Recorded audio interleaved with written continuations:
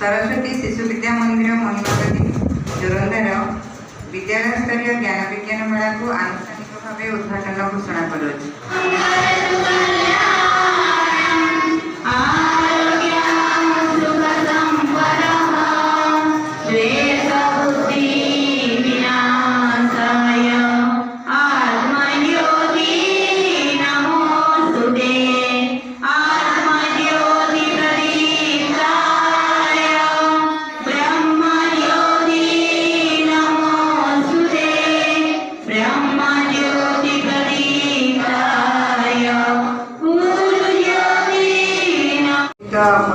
शिक्षक शिक्षयित्री वृंद सरस्वती शिशु विद्या मंदिर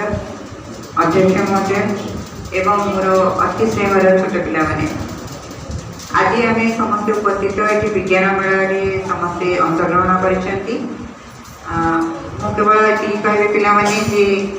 साधारणतः आम जो विद्यालय को आसू विद्यालय किसी जिनस पाठ पढ़ा व्यतीत भी शिखु पाठ पढ़ापी तो अनेक प्रकार मार्ग रही जमी तुम मैंने विद्यालय भी पढ़ुच ट्यूशन भी जाऊब पढ़ुव ता सहित आजिकल गूगल और यूट्यूब रे आम ज्ञान अर्जन कर किंतु विद्यालय आउ किसी जिनस अति महत्वपूर्ण जमी समयानुवर्तिता श्रृंखला ये सब जिनस निहाती आवश्यक और एगुड़िक केवल आम विद्यालय शिखी था आज आज आउ गोटे भल दिन आज आम विद्यालय भी कहूली आज हूँ इंटरनेशनल फ्रेंडशिप डे जोटा कि आम यूनाइटेड नेशन डिक्लेयर करथिला 2011 रे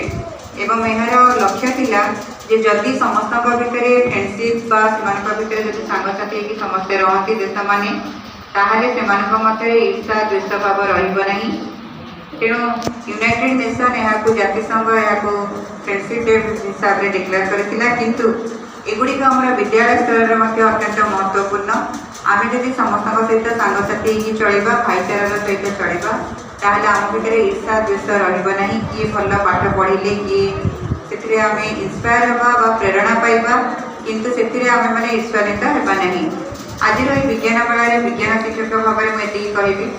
जे जेकोसी कौन गोटे कार्य को जेकोसी गोटे जिनस को आम अंध भाव में ग्रहण न करी यार कारण निहाती भाव में आम खोजा एवं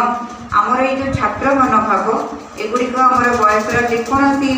गोटे पर्यायर आम छात्र भाव में ग्रहण करवा जदि किसी शिखा मिलूँ आम निहाती भाव में शिखा जेकोसी जिनस को आखि बुझिकी न शिखेकी तार कारण अनुसंधान करवा एवं यह हूँ विज्ञान मूल लक्ष्य जेकोसी ज्ञान को विशेष भाव में आम जाना अनुसंधान करवा एवं कहीं एपरी होवं दैनंदिन जीवन में आम जहाँ असुविधा भोगुचे